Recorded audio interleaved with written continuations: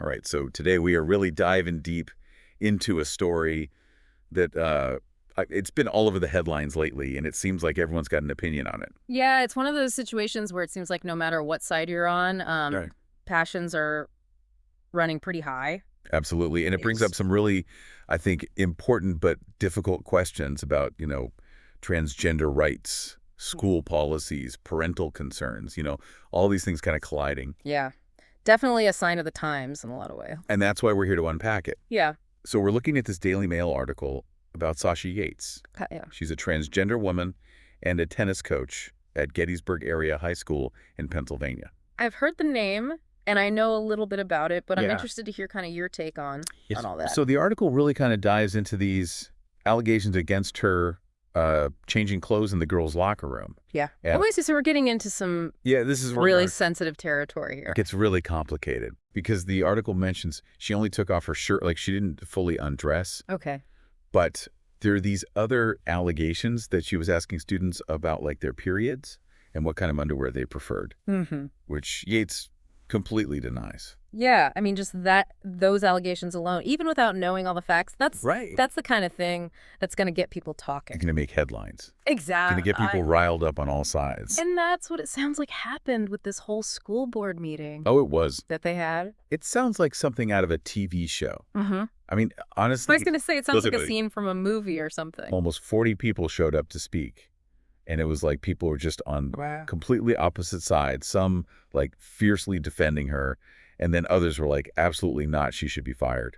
You know, it's interesting because I feel like we hear these stories more and more, and you start to wonder, are these just isolated incidents, or is there something Right. bigger going on here? Like, are these it's like a microcosm of what's happening in the It's larger a yeah. microcosm of a bigger cultural Yeah. kind of battle that's happening.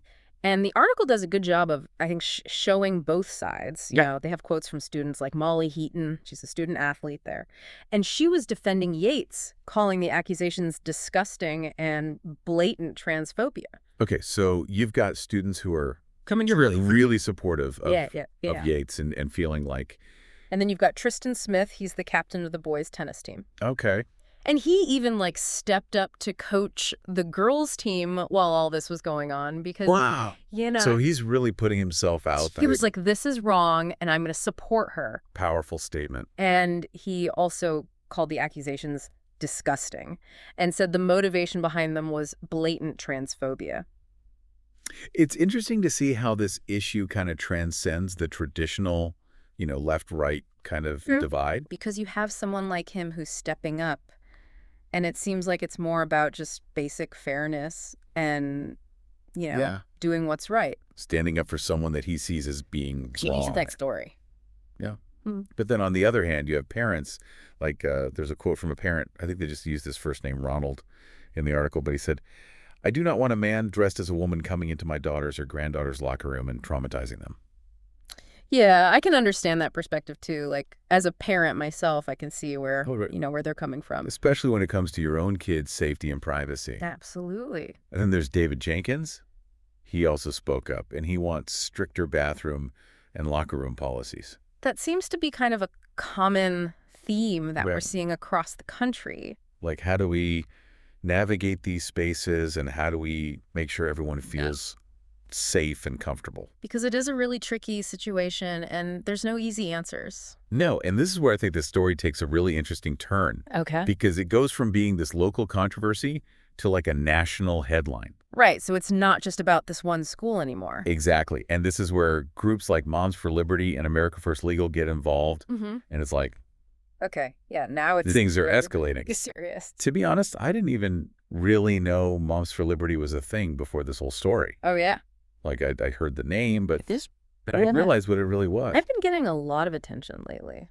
So for those of us who are maybe a little fuzzy on who they are, what can you tell us? Yeah. So basically, it's a national organization and they're all about, what they call parental rights in education, Okay. which sounds good on the surface, right? Right. Who doesn't Who doesn't want parents involved? support parental rights? But they've been particularly active around these issues of like curriculum choices, policies, especially when it comes to things like race and gender identity in schools.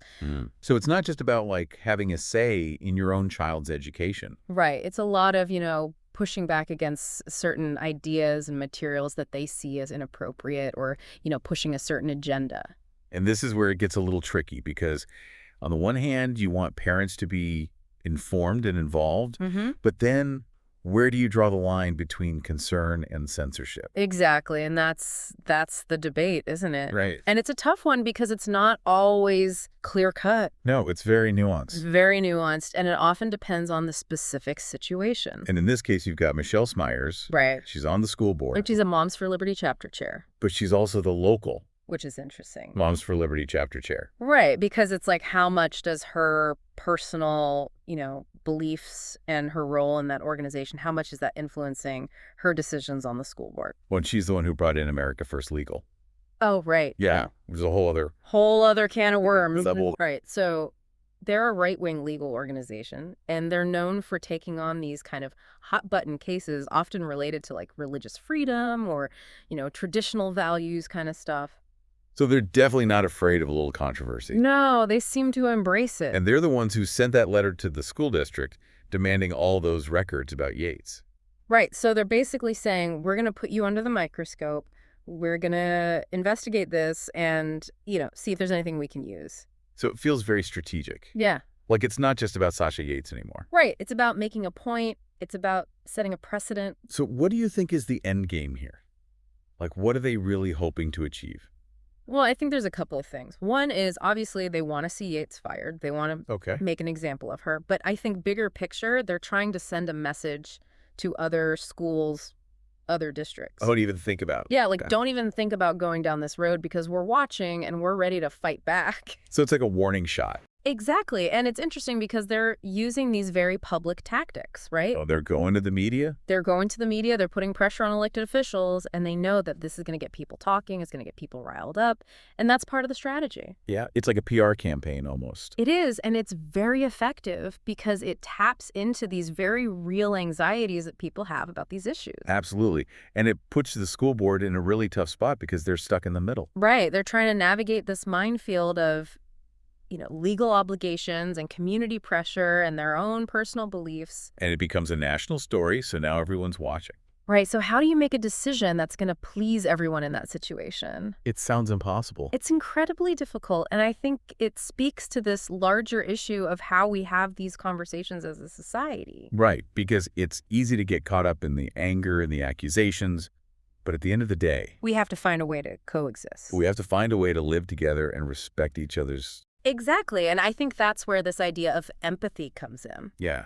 Empathy is a good word for it because it feels like that's what's often missing in these debates. It's easy to demonize the other side, Right. It's like they're the enemy. They're trying to destroy everything. Yeah. And I think what gets lost is that everyone has their own reasons for feeling the way they do and their own experiences that have shaped their views. Yeah, like these parents that are concerned about their kids' safety, like that's a valid concern. Absolutely. And I think we need to acknowledge that and start from a place of understanding, even if we don't agree on everything. So how do we do that? How do we even begin to have these conversations in a way that's productive and not just, shouting matches? Well, I think education is a big part of it. Okay, like educating ourselves on the issues. Yeah, like understanding the legal landscape, for example. Well, that's a good point because a lot of people might not realize that there are actual laws in place that protect transgender rights. Right, and Title IX, for example, which prohibits sex-based discrimination in schools that's been interpreted to include gender identity.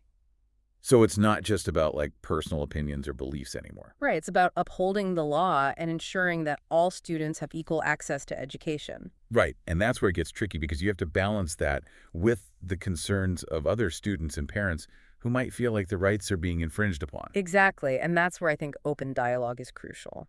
Okay, so like how do we actually do that? Like how do we create spaces where people feel safe to share their opinions, even if they're unpopular? Well, schools can play a big role in that. Okay, like how?